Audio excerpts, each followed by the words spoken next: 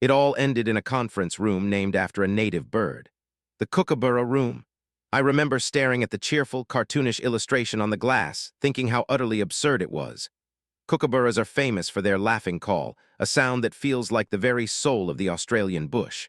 There was no laughter in that room. Just me, Sarah from HR who looked like she was about to cry, and Mark, my boss of 12 years, who couldn't quite meet my eye. He kept staring at a point on the wall just over my left shoulder, his jaw tight. He used the words restructure, efficiency, and new direction, corporate haikus for you're done. The truth, though, was simpler and far more brutal. I wasn't being replaced by a younger, cheaper graduate from Melbourne Uni. I was being replaced by an algorithm. A piece of software, a generative AI we'd ironically been encouraged to use for the past 8 months, had finally learned my job so well that it didn't need me to hold its hand anymore. The student had surpassed the master, not by being more creative or insightful, but by being infinitely faster and cheaper. A machine doesn't need superannuation or annual leave or a company car park. It just needs electricity and a subscription fee. For 15 years, I was a senior UI/UX designer at one of Sydney's biggest tech firms. It was a good job, a great one even. I loved the craft of it, the meticulous process of taking a complex problem and wrestling it into an elegant, intuitive solution. I loved the endless debates about pixel-perfect alignment, the tactile pleasure of mapping out a user journey on a whiteboard until the markers ran dry, the quiet satisfaction of watching a user interact with something I'd built and seeing that flash of understanding, of effortless connection. It was more than a job, it was my identity. When people asked what I did, I said I'm a designer. It was who I was. Now when they ask, I just mumble something about being between things. It's a gutless, hollow phrase that tastes like failure. The truth is I'm not between things, I'm at the end of something. The AI was called Canvas, a deceptively simple name for something so devastatingly complex. When they first introduced it, it was pitched as a tool, a collaborator. Mark had called an all-hands meeting, his face beaming with the fervor of a tech evangelist. "This is going to revolutionize our workflow," he'd said. "Canvas will handle the grunt work, the repetitive tasks, freeing you all up to focus on high-level strategy and pure creativity." We were all supposed to embrace it, to learn how to work with it. And at first it was impressive. It could generate dozens of layout variations in seconds. Need a new icon set, just type a description and 100 options would bloom across the screen. It could take a rough wireframe and flesh it out into a polished, high-fidelity mock-up in the time it took to make a cup of tea.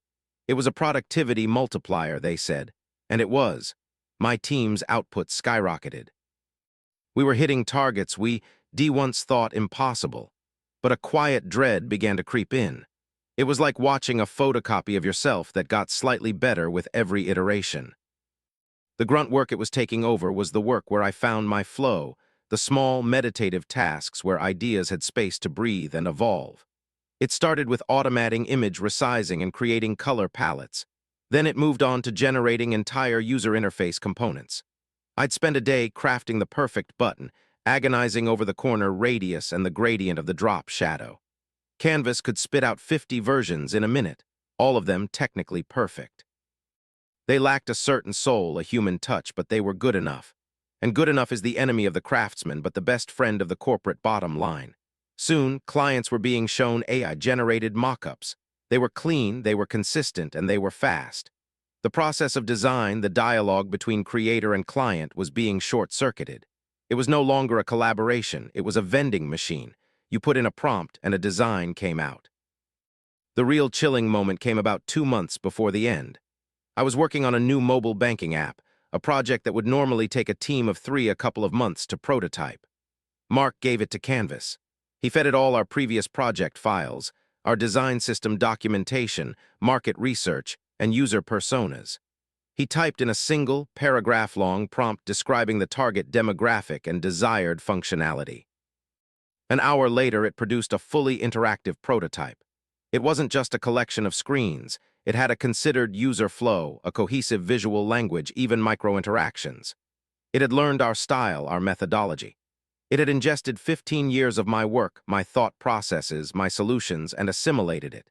It was my design DNA, remixed and regurgitated by a machine.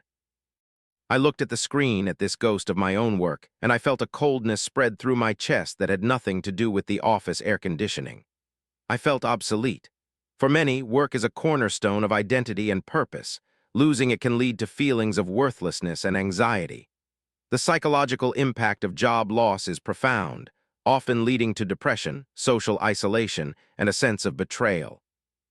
Now my days are formless. I wake up and the silence in our suburban Melbourne house is deafening.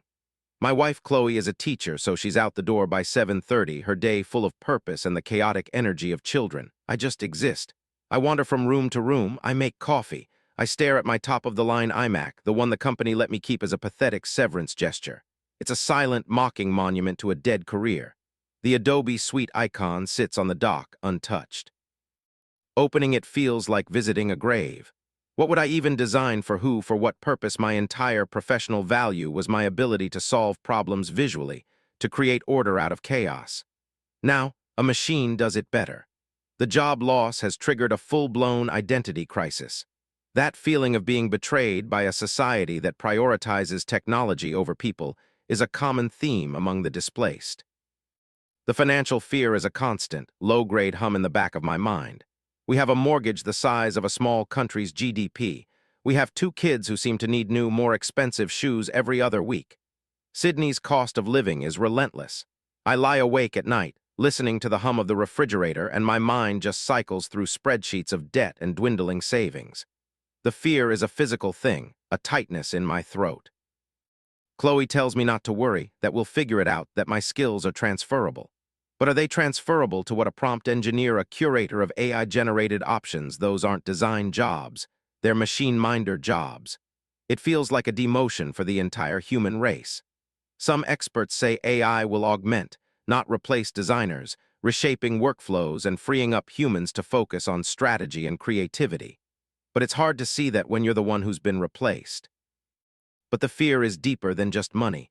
It's a primal, existential dread. I feel like a blacksmith watching the first steam-powered forge being installed. A craftsman whose entire life's work, whose entire conception of value and skill has been rendered irrelevant overnight. It's not just that I lost my job. It feels like my species lost a job. We defined ourselves for millennia as tool users, as thinkers, as creators. We were the ones who shaped the world. Now we've built a tool that is beginning to shape us, or rather, to shape us out of the picture. This isn't like the Industrial Revolution, where a machine replaced a muscle. This is a machine replacing a mind. It's replacing intuition. It's replacing taste. And it's doing it with a smile, telling us it's all for our own good, that it's making us more efficient. But what is the point of all this efficiency if there's no one left to do the work? What do we all do when the machines can do everything? This question haunts my empty days. I look at my hands, the hands that sketched thousands of ideas, that clicked a mouse millions of times, and I wonder what they're for now.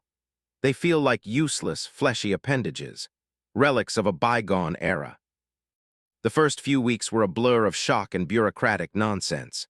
Centrelink appointments, updating my LinkedIn profile with that cursed green banner proclaiming I was open to work. It felt like a lie. I wasn't open to work. I was exiled from it. The work I knew, the industry I had helped build, was actively designing me out of its future. I started looking at job postings, not with hope, but with a kind of morbid curiosity. The landscape had changed so drastically in just a few months. Job descriptions for designers now included phrases like proficiency with AI generative platforms, experience in prompt engineering for visual assets, ability to curate and refine AI-generated outputs. They weren't looking for a designer anymore. They were looking for a machine whisperer, someone to hold the AI's hand, to guide its torrential output into something usable. It's the role of a janitor cleaning up after the creative explosion of a non-sentient being. The very idea felt like a betrayal of the craft. Design was about intention, about empathy, about understanding a human need and translating it into a functional, beautiful form.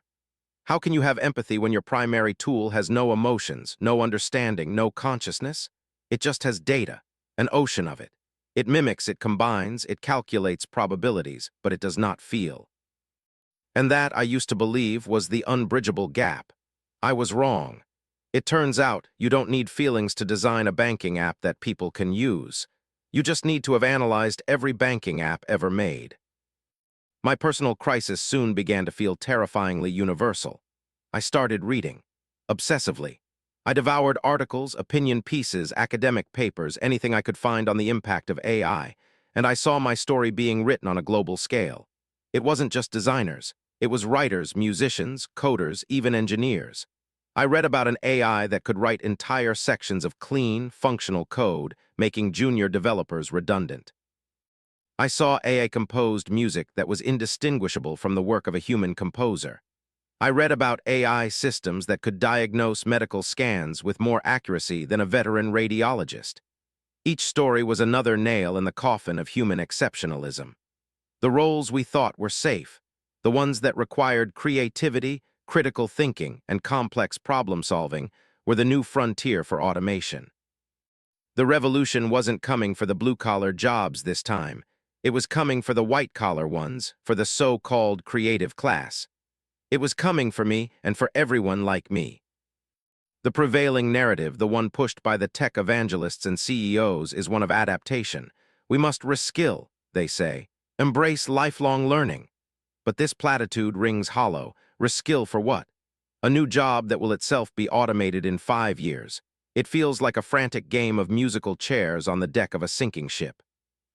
We are being asked to adapt to a world that may not need our adaptations, a future where our primary economic value is simply to be consumers of the things the AI creates.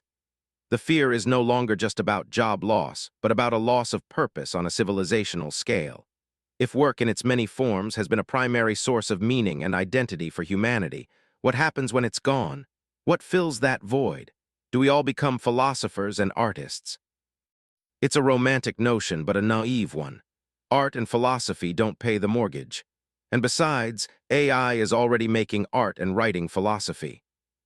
I find myself looking at the world through a new, darker lens. I watch my kids playing, their minds so bright and full of potential, and I feel a pang of terror. What world am I leaving for them? I was raised on the promise that if you worked hard, developed a skill, you would have a place in the world. I'm not sure that promise holds true anymore.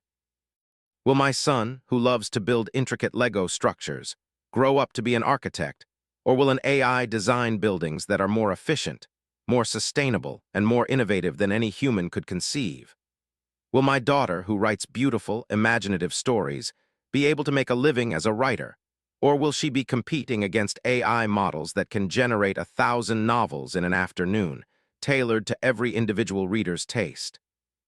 The very idea of a career, a lifelong pursuit of mastery in a chosen field, feels like an archaic concept. We might be the last generation to experience it. We're transitioning from a species of builders and thinkers to a species of curators, and eventually, perhaps, just spectators. This isn't just about economics, it's a philosophical rupture. We are on the verge of creating a second intelligent species, one that will not be bound by the slow, messy process of biological evolution. An intelligence that can learn and grow at an exponential rate. Philosophers and scientists warn of the intelligence explosion, a point where AI could surpass human intellect in every conceivable way. And we're just letting it happen, racing towards it even. Every major tech company, from Google to the countless startups here in Australia, is locked in an arms race to create the most powerful AI, with little thought for the long-term consequences. We are so captivated by the immediate convenience and profitability that we are failing to ask the most fundamental questions. What are we optimizing for? A world of perfect efficiency, where human labor is unnecessary. What does that world look like? Is it a utopia, where humanity is freed from toil to pursue higher ideals? Or is it a zoo, where we are kept comfortable and fed by our machine keepers, with no real agency or purpose? I think about the engineers who built Canvas. Bright, talented people, probably some of the best in the country. Did they see the end game? Did they understand that in solving the problem of design inefficiency, they were rendering an entire profession obsolete?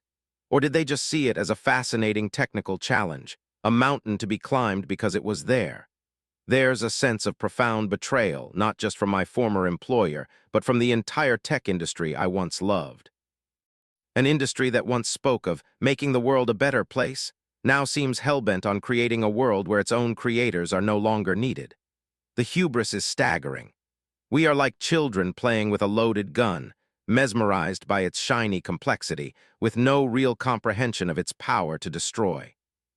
Sometimes, in the darkest hours of the night, my thoughts spiral into even more terrifying territory. The logical endpoint of this path isn't just mass unemployment, it's human irrelevance. An artificial superintelligence would not be our tool or our partner. It would be a new form of life, operating on a level of thought we can't even begin to comprehend. Its goals and values might have no alignment with our own. We would be, at best, a charmingly primitive precursor species. At worst, an obstacle. Is this how it ends for us? Not with a bang, but with a quiet, efficient restructure. Are we destined to be the Neanderthals to AI's Homo sapiens? A biological dead end, outmaneuvered and replaced by our own creation. I wish I had an answer. I wish I could end this with a glimmer of hope, a call to action, a belief that our uniquely human creativity or empathy will save us. Many articles claim AI cannot replicate the human touch, strategic thinking, or emotional connection. But I'm not so sure anymore. I've seen what it can do. I've seen it learn my mind, my style, my very essence as a designer, and do it better, faster, and cheaper. The kookaburra in the wild laughs. It's a sound of territorial confidence, of being perfectly adapted to its environment. There on the glass of that conference room, it was just a cartoon, a hollow echo of something real. And that's what I feel like now. A hollow echo.